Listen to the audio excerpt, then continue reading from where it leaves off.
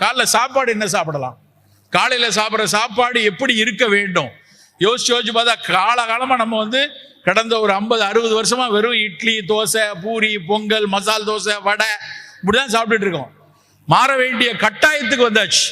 இவ்வளவு நாள் இப்படி சாப்பிட்டது இருந்துட்டு போட்டோம். இட்லி மிகச்சிறந்த உணவு, சந்தேகமே வேண்டாம். இன்றைக்கு வரைக்கும் உங்கள் வீட்டில் குழந்தைகள் இருக்காங்க, வளர்ற குழந்தைகள் இருக்காங்க, இட்லி தான் ஆகச்சிறந்த உணவு, எந்த சந்தேகமும் இல்லை. ஆனா 45 வயசுல நமக்கு காலையில தினம் இட்லி வேணும்னு நினைச்சா அது பெரிய தப்பு. நமக்கு 45 வயதை தாண்டி விட்டது, இல்லை என்றால் ஏற்கனவே சர்க்கரை இருக்கு, இரத்த கொதிப்பு இருக்கு அப்படின்னா காலையில மிகச்சிறந்த உணவாக எடுக்கக்கூடியது நல்ல புரதங்கள் நிறைந்த சுண்டல். நான் நேற்று மாலை ஒரு கட்டுரை படித்து கொண்டிருந்தேன். அந்த கட்டுரை ஒரு இதுல ரயில்ல வரும்போது படித்த கட்டுரை. அதுல எழுதியிருக்கிறான், எந்த உணவுகள் கிளைசமிக் இண்டெக்ஸ் குறைவா இருக்குன்னு ஒரு ஆய்வு சென்னையில் தான் நடந்திருக்கு. அவங்க எதுல எல்லாம் பண்ணியிருக்காங்கன்னா, தினை அரிசியில பண்ணியிருக்காங்க, கேழ்வரகுல பண்ணியிருக்காங்க, கோதுமை ரவையில பண்ணியிருக்காங்க, கொண்டக்கடலையில பண்ணியிருக்காங்க, சோள மாவுல பண்ணியிருக்காங்க. எல்லாத்தையும் ஆய்ந்தறிந்து பார்த்து அவன் லிஸ்ட் பண்ணதுல பெஸ்ட் என்ன சொல்லியிருக்கான்னா, வெள்ளை கொண்டை கடலை. அந்த கொண்டக்கடலை சுண்டல் இருக்கு இல்லையா, அது புரதச்சத்தும் அதிகம், சர்க்கரை வேகமாக ரத்தத்தில் கலக்க விடாமல் பண்ணுறது போட்டிருக்கான். ரெண்டாவது எதை போட்டிருக்கான்னா, கோதுமை ரவை கிச்சடி, கோதுமை ரவை உப்புமா. அவன் போட்டிருக்க ஸ்டடியில போட்டிருக்கிறது வீட், புரோக்கன் வீட் ரவா உப்மா. அதை செய்தவர்கள் சாதாரண ஆளுங்க கிடையாது. இந்தியாவின் தலை சிறந்த உணவியல் வல்லுநர்கள் எல்லாம் சேர்ந்து ஆராய்ச்சி பண்ணியிருக்காங்க. நம் தமிழ்நாட்டு உணவுல இதெல்லாம் கிளைசிமிக் இண்டெக்ஸ் குறைவா இருக்கு. கிளைசிமிக் இண்டெக்ஸ் அப்படிங்கிறது நமக்கு தெரிஞ்சிருக்கணும். இதெல்லாம் ஒன்றும் மருத்துவ வார்த்தைகள் கிடையாது, பயந்துட வேண்டாம். எந்த உணவு ரத்தத்தில் வேகமாக சர்க்கரையை சேர்க்கிறதோ அது ஆபத்து. நல்லா புரிஞ்சுக்கணும். எந்த உணவு வேகமாக ரத்தத்தில் சர்க்கரையை சேர்க்கிறதோ, ஒரு உருளைக்கிழங்க நல்லா வேக வச்சு அப்படியே மசிச்சு சாப்பிட்டீங்கன்னா அதுல இருக்க கார்போஹைட்ரேட் 95% ரத்தத்தில் 3/4 மணி நேரத்தில் உள்ள போயிடும். அதனாலதான் டயபெட்டிக் பீப்புள் உருளைக்கிழங்கு சாப்பிடாத, வேண்டாம், சிப்ஸ் வேண்டாம்னு சொல்றதுக்கு காரணம் அதுல இருக்கக்கூடிய ஹை கிளைசிமிக் ஃபுட்டு.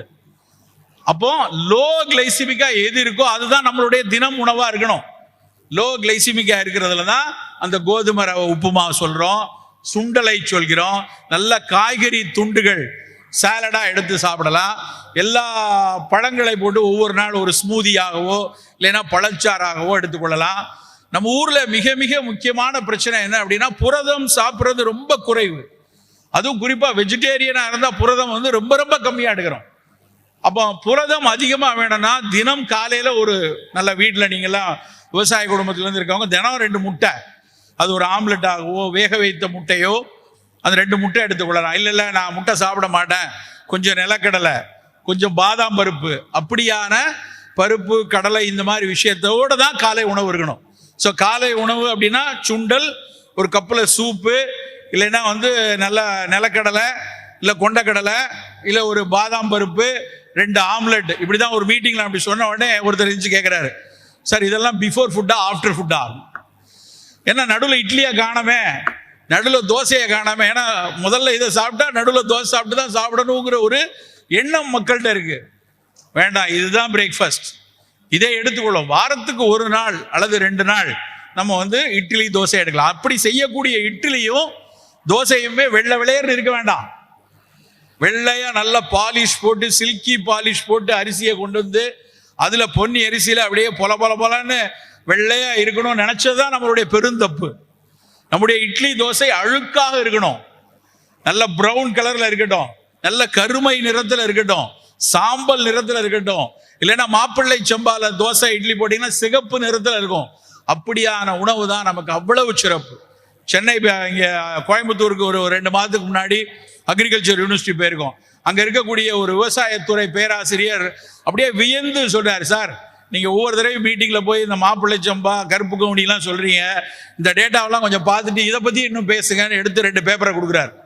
மாப்பிள்ளை சம்பால நம்ம நினைச்சதை விட அதிகமான சத்துக்கள் இன்னும் இருக்கு. நான் நினைத்தேன் அதுல இருக்கக்கூடிய செம்மை நிறம் லைகோபீன், அந்த மாப்பிள்ளை சம்பாவுடைய சிகப்பு நிறம் இருக்கு இல்லையா, அது மேல இருக்கிற அந்த சிகப்பு நிறம் தான் மிகப்பெரிய சத்து கொடுக்கிறது.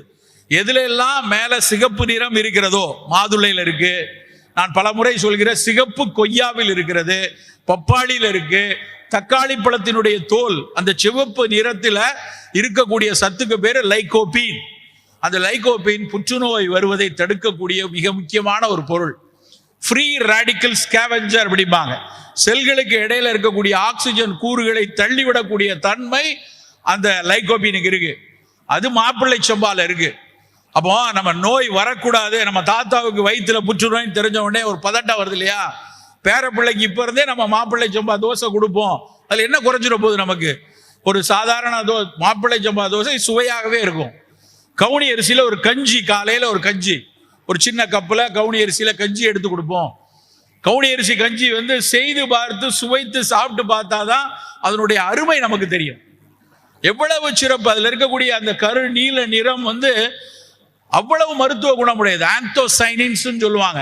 ஆந்தோசைனின் நிறைந்த விஷயம் கருப்பு கவுனி. அந்த கருப்பு கவுனி அரிசியை நம்ம ஒரு கஞ்சியாக வைத்து அதை காலையில உணவாக கொடுக்கலாம்.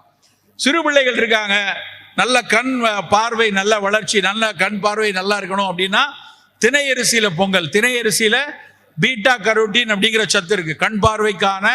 கண் பார்வைக்கு மிக முக்கியமான சத்தான கரோட்டினாய்டோட பிரிகர்சர்ஸ் அது திணை அரிசியில இருக்கு. அப்போ திணை பொங்கல் இல்ல கம்பு ஏன் வேணுங்கிறோம்னா அதுல இருக்கக்கூடிய இரும்பு சத்து. நீங்க அரிசியில இரும்பு சத்து ரொம்ப ரொம்ப குறைவு, ஆல்மோஸ்ட் இல்லைன்னு சொல்லலாம். அரிசியை ஒரு பக்கமும் கம்பு ஒரு பக்கமும் ஒப்பிட்டு பாத்தீங்கன்னா கிட்டத்தட்ட 8 மடங்கு கம்புல இருக்கு. இப்போ வாரத்துக்கு ஒரு 2-3 நாளாவது கம்பஞ்சோறு எடுக்கலாம். கேழ்வரகுல இங்க தர்மபுரி பகுதியில மொத்தைன்னு செய்வாங்க. அந்த வெறும் கேழ்வரகு களி மாதிரி கிண்டி அதுல நிறைய கீரையை போட்டு சாப்பிடக்கூடிய ஒரு பழக்கம் உண்டு. அப்படியான உணவு நம்முடைய வீட்டில் தினம் தினம் இடம்பெற வேண்டும் நண்பர்களே. நம் காலை உணவு அப்படிங்கிறது, ஏன்னா பல பேர் வீட்டில் மத்தியான நேரத்தில் அலுவலகத்தில் ஏதோ கிடைக்கிற உணவை அவசரமா சாப்பிட்றோம். காலையில் பொறுமையாக இந்த உணவை சாப்பிட்டு போகக்கூடிய பழக்கத்தை வைத்துக் கொள்ளணும்.